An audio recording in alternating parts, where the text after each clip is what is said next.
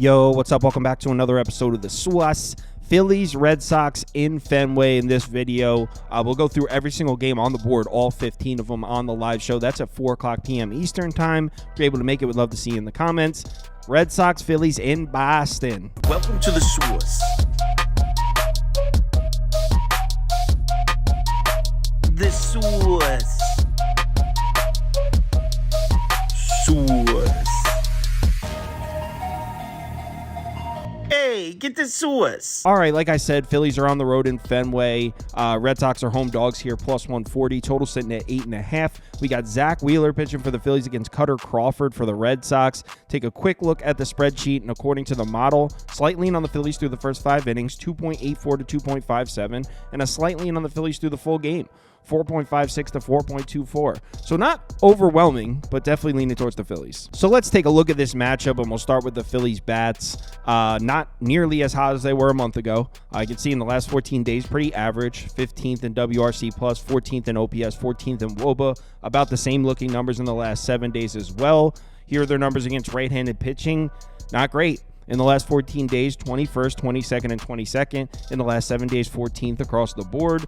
You can see the last 4 righty starters to pitch against the Phillies were able to pitch good games. Actually combined for a 1.65 ERA and a 1.22 whip.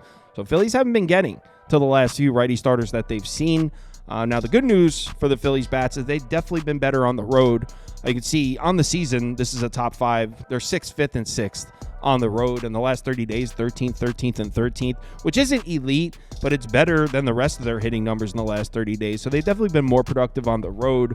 They're matched up against Cutter Crawford, and this man just cannot stop giving up runs recently. Look at his whip in his last 3 starts, 135. It's not even bad, but an 8.27 ERA, which indicates he's given up a lot of power. Everybody that gets on base against Cutter Crawford finds a way to get around and get home. You can see his numbers at home in Fenway. Last 2 home starts, 8.71 ERA. Last 5 home starts, 5.83 ERA.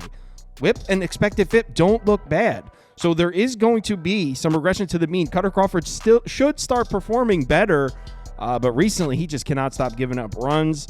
The good news for Cutter Crawford or Red Sox bettors, he's actually been better against good lineups. Well, not better, but he hasn't been rocked by good lineups is what I should say. You see against top 10 lineups versus righties, 4.05 ERA and a 1.16 whip. Against bottom 10 lineups versus righties, 3.24 and a 1.38. So he hasn't really been crushed by the good lineups. He's been equally mids against both the top 10 lineups and the bottom 10 lineups. Here are Crawford's game logs, and you can see, look at the earned runs, 4, 5, 6. Look at the base runners, 7 base runners in 6 innings, 6 base runners in 6 innings. It's not a ton of base runners. He's just giving up runs. Usually that means some positive regressions on the way, so we'll have to see. The bad news for Cutter Crawford is he relies on the fastball and the cutter. Phillies have hit those pitches well. The Phillies struggle against the slider and the splitter and the knuckle curve. He doesn't throw those pitches nearly as often. So his main 2 pitches, the Phillies have hit very well. So overall on this side, I do expect Cutter Crawford to come around and be a pitcher we can make some money on, but I don't know if this is the spot for it at home against the Phillies bats. On the other side, good news for Boston. Red Sox are definitely hitting. In the last 14 days, this is a top 10 lineup, 9th, 8th, and 8th. In the last 7 days, 9th, 6th, and 5th. They're also definitely hitting right-handed pitching. Top 5 lineup against righties in the last 14 days. Same thing in the last 7 days.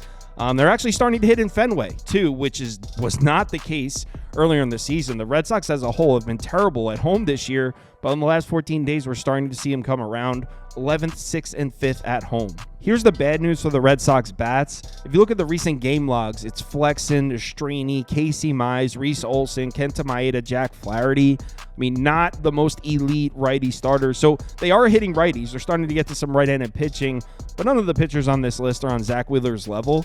So there's definitely that to consider. But as a whole, the Red Sox have been hitting. They have been scoring runs against right-handed pitching.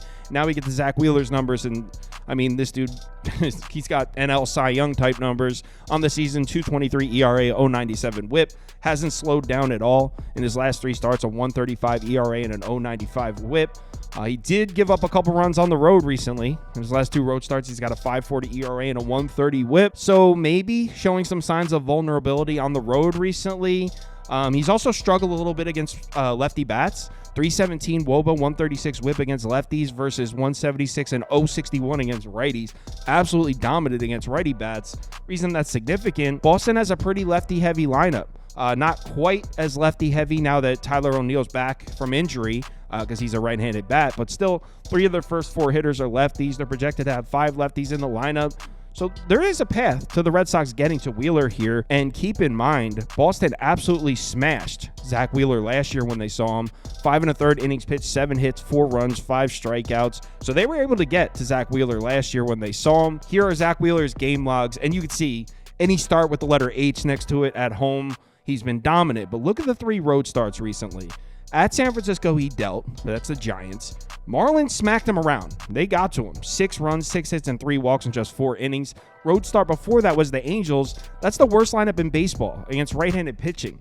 So I'm not sure if I blindly trust Zach Wheeler on the road. I'm not saying he's going to get crushed, but I don't know if we can handicap him at the same Cy Young level on the road as we can at home. And then you keep in mind that not only is Boston hitting, not only are they hitting at home, but they've actually hit Zach Wheeler's pitch mix really well this year. 9th against the 4-seam fastball, 10th against the sinker, 14th against the slider, 12th against the curveball. These are numbers from the last 30 days, and it's kind of true all season. So Boston might be perfectly equipped to give Zach Wheeler problems. I think they're going to score on him. I'm not saying Zach Wheeler's going to get rocked, but I think Boston's going to be able to score a couple runs on him. When we get to the bullpens, I mean, no question, the Phillies bullpen has been way better than Boston's. I mean, the Phillies have been one of the hottest, if not the hottest bullpen in baseball recently. It's a big part of why they keep winning games despite their bats cooling off. The Phillies continue to win because their starting pitching's been excellent and the bullpen's been on fire.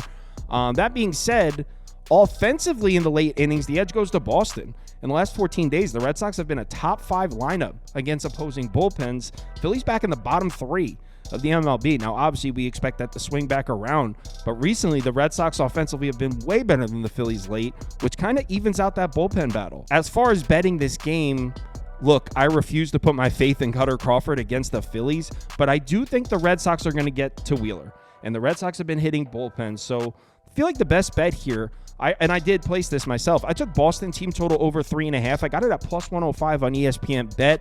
If you're asking me to pick a side, maybe I'd look towards Boston plus 1.5. But like I said, I don't trust Cutter Crawford. He's going to have to prove it to me. And we know this Phillies lineup can go off with the best of them. So I'm going Boston team total over 3.5 at plus money.